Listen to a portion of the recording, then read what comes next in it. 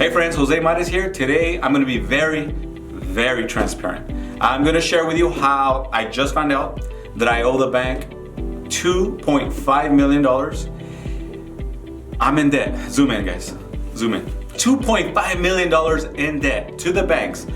Is it scary? Yes, but not all debt is bad debt. There's a big difference, guys. So I'm gonna walk you through why I'm actually excited, jumping, and really working towards a bigger goal. So I like to tell my friends, my family here, small steps, big vision. That's exactly the case with this $2.5 million in debt. Guys, stay tuned. If you haven't followed my page, please subscribe and like this video, and I look forward to sharing what has me excited.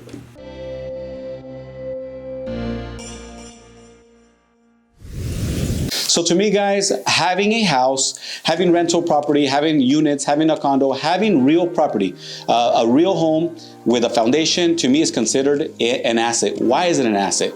It's a property that usually real estate values over time tend to go up. So I'll share where I grew up. I grew up in Baldwin Park. My parents bought their house in 1980, the same year that I was born. And that property, they bought it for $53,000, 53.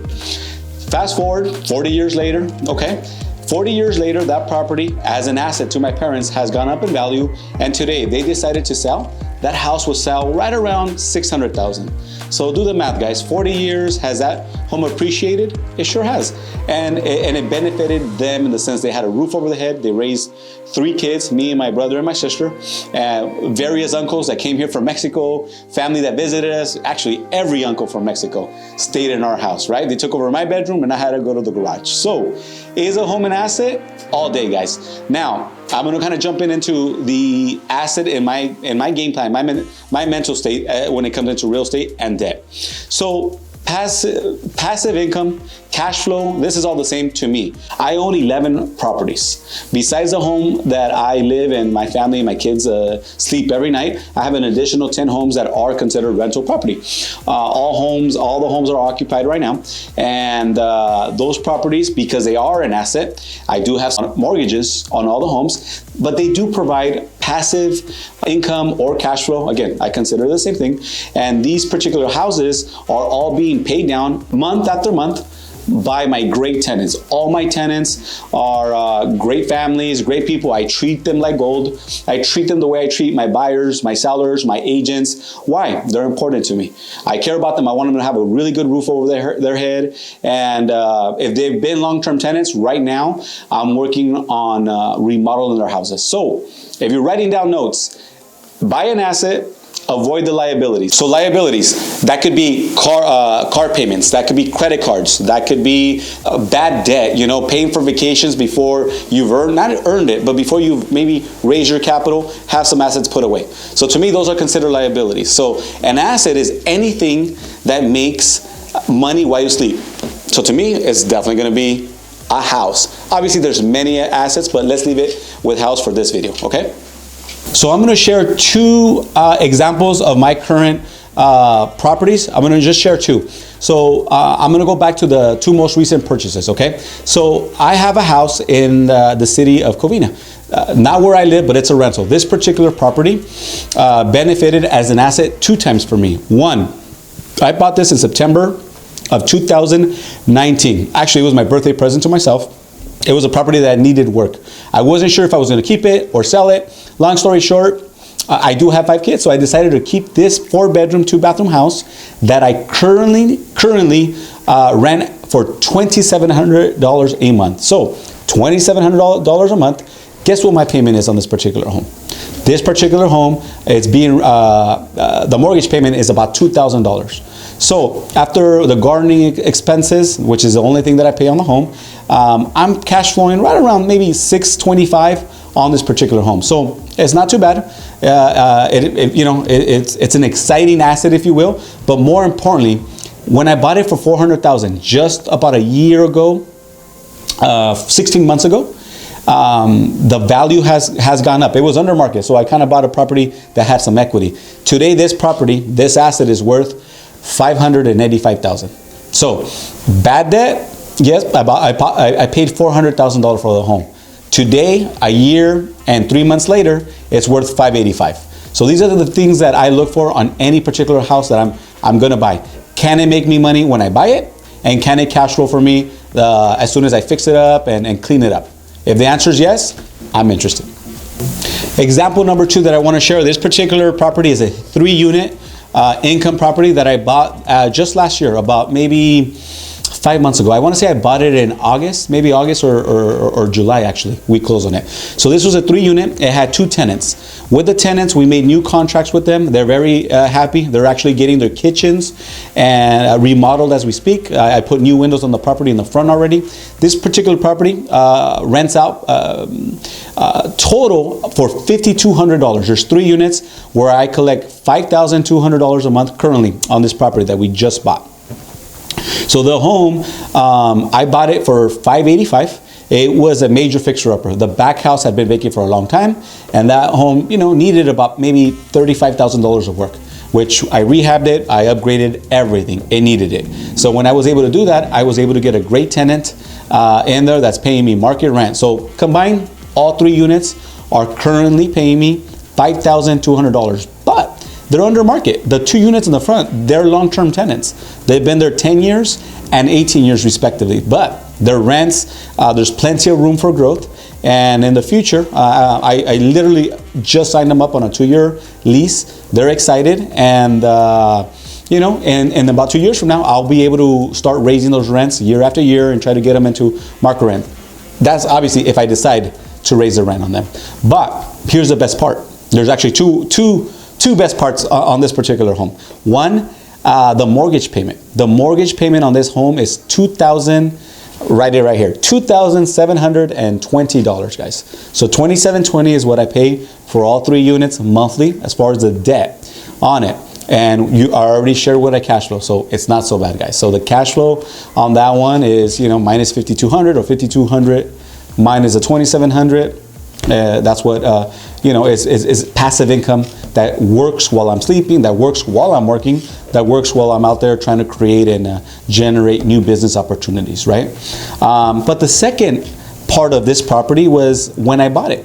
When I bought it from an investor. This investor had never seen the homes because the tenants hadn't let him in. So when we went to look at the homes 3 weeks after I signed my contract and my agreement to buy it, we discovered that the front units were not 1 bedroom and 1 bathroom. There were 2 bedrooms and 1 bathroom each. So that instantly raised the potential price for the properties in the sense of what they're worth, the equity, right? So today I could easily say that these properties with the current rents and the current condition that I have them are worth about $875,000. So I bought these in August. They're worth $875 today. It's not a bad asset to be out there trying to you know, add to your portfolio. So the next reason I'm excited, guys, is tax write-offs. So you know, tax write-offs, when it's tax season in April, new year, right? New deductions or new debts to the IRS. So to me, the tax write-off with an income property, with rental property, is a benefit for me. I'm self-employed, so I generate a lot of self-employment income. I sell properties, right? So when you own rental property, any house call, the landscaper, maintenance, any repairs you do to the home, right? Legal services, if you hire a CPA to school you on the process of owning rental property, or the eviction attorney that might be involved, you know, advertising the home. These are all taxable deductions that you could definitely deduct. Now, guys, I am not a CPA. I'm repeating what my CPA has told me as far as rental income deductions that I'm able to do. So tax write-offs is a great benefit that helps me, you know, save some money or write off some of the expenses of being the landlord on these particular homes. So guys, don't downplay it. Tax write-offs are a benefit. So having $2.5 million in debt has created an asset, you know, or the portfolio, just these 11 properties are worth about $5 million. So it's not where I want to be, but it's a work in progress. And truly the goal is to grow that portfolio to $20 million before I retire. The goal, that's the vision, you know, small steps every year, big vision. I just want to get to 20 million. I think it's something that's feasible without going crazy, without having to change a lot in my day-to-day life, because I do have 5 kids. So that being said, equity stake, home equity is, to me, is key number one, number two, number three, but at the end of the day, it's something that you should be striving for and working for every day. How do I ensure that my asset is covered? Well, let me ask you this. In Southern California, where I live, here in the San Gabriel Valley, when was the last time that the rents went down? I'll give you a minute to think. Crickets, right? The rents have never gone down. They very rarely go down. And even if they do, they might adjust $150, $200, but for the most part, all they do is keep going up year after year. There's some rent control laws, but that being said, it's very rare, especially in California, for rents to go down. So knowing that, knowing I have 10, 11 properties here in prime areas, good locations, beautiful neighborhoods, well taken care of, I'm always going to command a great tenant. It's always going to command, have a high demand, if you will, for people that want to rent my properties at market rent, fair market rent. And that being said, it's supply and demand. So at the end of the day, it excites me very, very much. And it's something that if you're scared, if you're not sure if it's something that you want to do, supply and demand, asset liability. When you start putting these things together, it just might make sense for you to start investing a little bit in some real estate.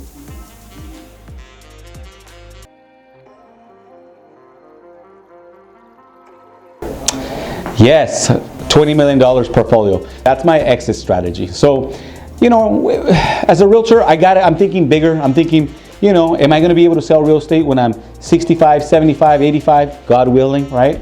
I hope the answer is yes. But let's say that doesn't happen. So my game plan is to raise and build a $20 million real estate portfolio. Some houses, some rentals, some units, some condominiums, you name it, it's going to be there, right? It's going to be for me and my family. Usually the real estate market goes up 5, 6, up to 7, 8 years in many cases. The most recent one, which we're still in, has been going up for 12 years.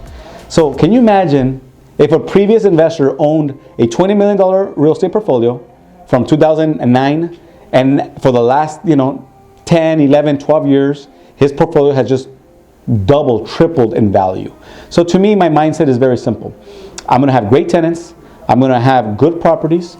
I'm going to be a great landlord, and I'm going to upkeep the properties in very fair and good condition. So when the market goes up, my value goes up. When the market goes up like 10% like it did last year, my $20 million portfolio goes up potentially, But to me, I'm not banking on this. I'm not banking on that I need the market to do well. I'm banking on great tenants. I'm banking on good properties. I'm banking on a good value portfolio that's worth something for me, my family, my kids, and my grandkids one day. 10 years from now, kids, no kids until then. But that being said, that is my exit strategy, guys. Okay, so guys, I hope you enjoyed the video. I enjoyed thinking about it. I actually went home and changed, if you remember the intro video to this video, right? But that being said, please subscribe, like, share, comment on this video, and keep following for more content, okay? Okay, guys, I'll see you soon.